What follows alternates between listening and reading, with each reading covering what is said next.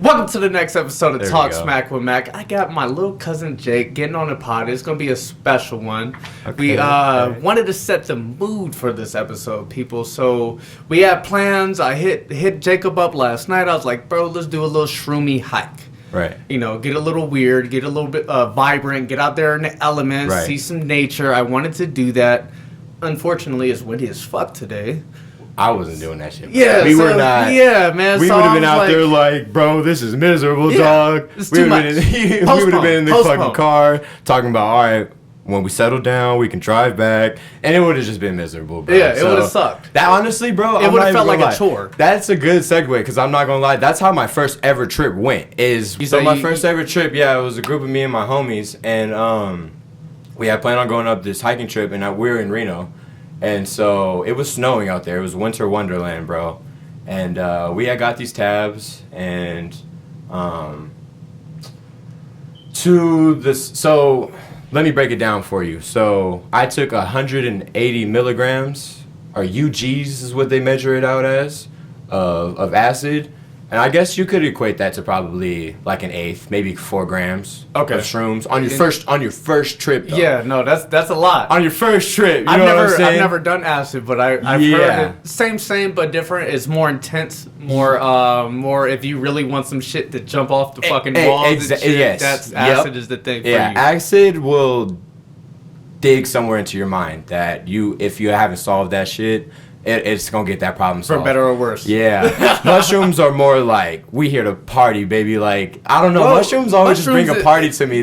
I just want to laugh and dance. And when I'm on the shrooms, bro, like nothing but good vibes, bro. But acid, it'll have you soul searching for sure. But anyways, Shrooms does the same thing. Shrooms think does so? the soul searching too. I mean, if you want it. Depending on what skeletons you got in the closet, Right, you know what I'm saying? If you're sitting there and you're very comfortable in yourself and very comfortable with who you are, Yeah. we just gonna have a good time and party. Right, You know what I'm saying? exactly. Versus if you got some skeletons in the closet, Bro, and you're you need to make amends with a lot of shit, you're gonna be tripping the fuck out for a while. I've seen somebody break into somebody's house. The homie's tripping on shrooms and he accidentally broke into somebody's house, and I was like, How do you and that's accidentally before I do ever that? done them too, and I was like, whoa, I don't know, bro. He said he was confused on, like, he thought it was a building that he lived in his dorm. Yeah, but it's like, bro, Was he like, doing anything else? No, I don't know, bro. That kid was a little weirdo. I'm not He even might gonna have lie to you. been. That kid was a little Yeah, off. I was like, So don't call me a anyways- shroom expert or anything, but Right. I've only done it a handful of times, maybe 2 handfuls going on.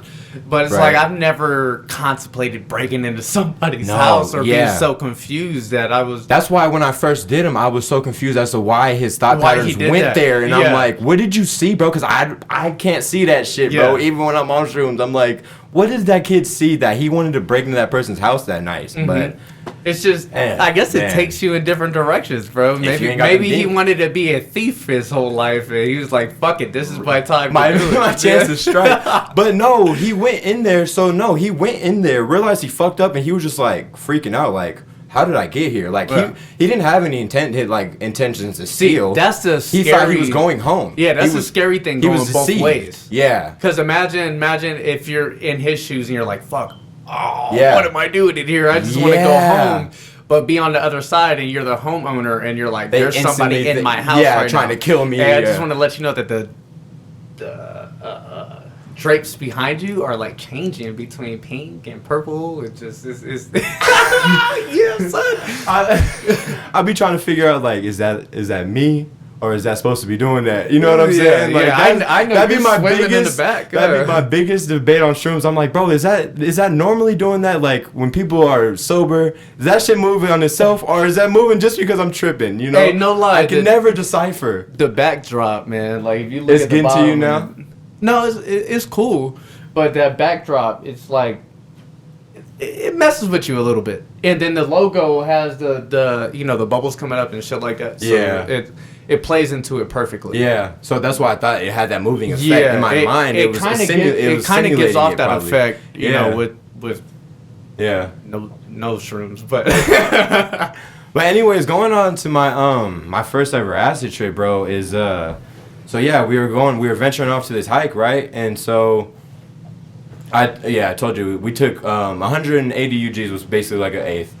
And dog, so Good for you, by the way. Yeah, I was That's just like, scary as shit. well, I did my research on it. I wasn't as long as you were comfortable, ignorant. then, Yeah, I was comfortable with what I was doing.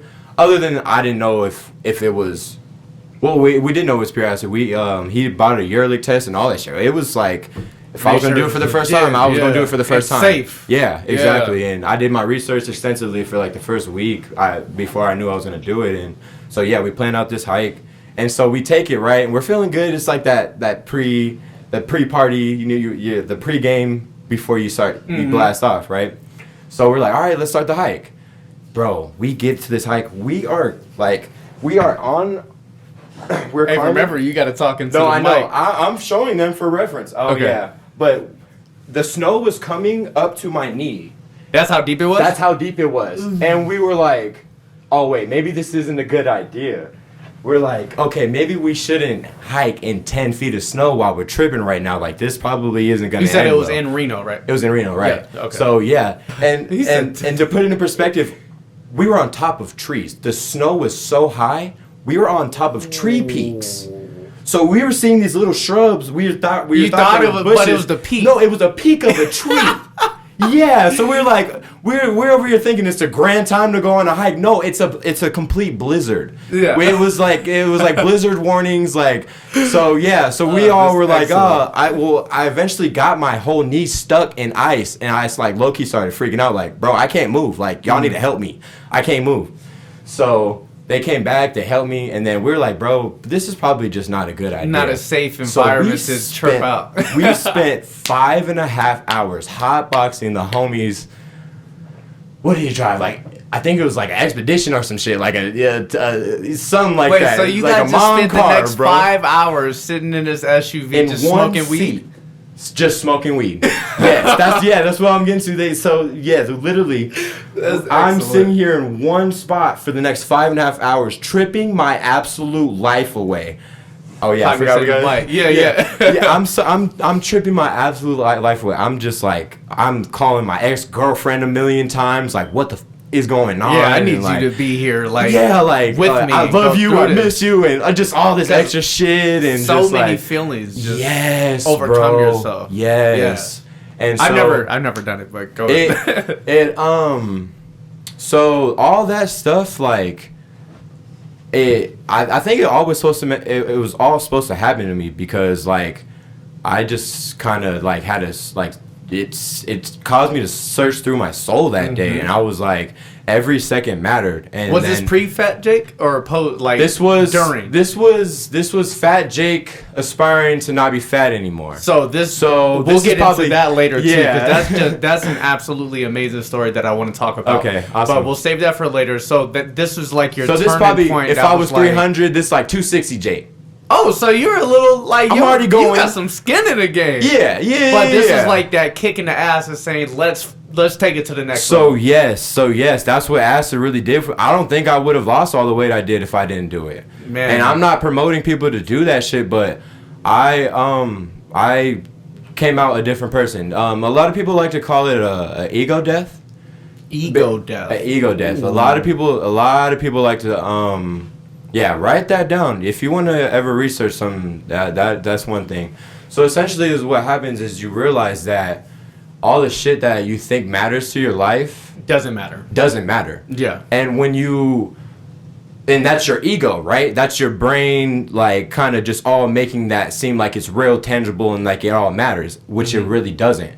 And you throw that away, and that's called an ego death. So once you realize that this material world, that money and shit like that we all think that really matters, that when we don't die, like when we die, that none all of that that shit comes with you. So all that shit is ego-based shit. Yeah. You know what I mean? So that's when you kind of come back to yourself on either acid or shrooms can do it for you, and you're like, oh, I need to realize, like, I need to take care of myself. I need to nourish my soul and not worry about what fucking money or like bills and all that type of stuff. Like when I was tripping, like all that went away. I was just focused all on those how I can be a better human being, and you know what I'm saying. And I feel like every day we kind of lose ourselves when it comes to those life anxieties. You know, the things that driving to work, you have anxiety of other people driving on the road, or like I was telling you before, parent anxiety, or your anxieties of what the perception of people on the outside looking at you and how you receive their views and shit like that. Anxiety comes in so many different ways, and if you could say fuck all that, which is extremely hard, a daunting task for all of us. But if at that moment you could just say fuck all that, what is really important? Draw that in. Yes, that's when that's one of the reasons why I like fucking with shrooms or taking shrooms, is because it really one of the keys to life shows you what's important and what's not, and it's fun. You can it takes the material world away. Like you don't care. Like when you're tripping, bro, you don't care about all that money shit and all that shit. It goes away, and for a second you start to even realize in your mind, like, oh whoa, I'm not worried about all this stuff I'm worried about when I'm sober. And you're like, whoa, maybe this is the shit we should actually start to worry about. You know what I mean? I'm be checking on the cameras. Don't I got you. When you're a one-man show, you got to do that shit. Make sure I don't be fucking up and whatnot. You ain't got what's his name from Joe Fat Rogan's David. Jamie. Jamie, You ain't got a Jamie yet. Well, I got a Fat David, but okay. Who's Fat David? David. The homie David. Oh, you call him Fat David? Yeah. He's got a ring to it. Yeah. Oh, whatever. I'm making that a thing, bro. But no, it's not even. Good? It's not even like a weight thing. You know what I'm saying? It's just his personality. It's just like a little Fat David. Like he can sell that as a comedian for sure. Hey man, it's not. He could be skinny. He's still Fat David in my eyes because I know him. I know how he acts. That nigga is so funny, bro. He's hilarious. I miss David for real. But Fat David is like my Jamie, but this podcast was spontaneous. I'm glad he's still around for real. Yeah, that's my dog. You know, I got a handful of friends that I go back, way back. Like Cadillac with 4 flats. You know what I'm saying? 4 flats on the Cadillac. You got a loyal friend group, bro. For real. You gotta nourish that. Yeah, man. I'm very appreciative of those guys, and you gotta do right by them. Yeah. That's one thing about life, bro. Sometimes I feel like we forget that other people go through their trials and tribulations, and their ups and their downs and shit like that. And sometimes you just gotta reach out to your friends and see how they're doing. Right. Tell them, if you're in a high, hey man, let's run this high together. If you're in a low, do you need my hand or do you need some time? Whichever one. And it's hard to remember that with friends, family, everybody. Yeah, you get so lost up in your fucking reality. You're just like, everything's going every which way, and then you don't even realize, like, oh, I need to reach out to the people that love me. And, like... You could be stuck in a rut for months, and then you pull yourself out, and you look around, you're like, hey, what the fuck is wrong with you? Come on, why aren't you motivated? What's wrong? Because maybe they're in their own rut. Now they're in the rut now. Just because I'm overcoming my problems doesn't mean other people are too. Right. You know what I'm saying? So it's hard. That's why you have to have empathy for others, man. That's one thing I feel like is running very scarce around this world is just like, just doing to the neighbor as doing what is one of the 10 Commandments, doing to your neighbor as you would expect done to you, or whatever that shit is.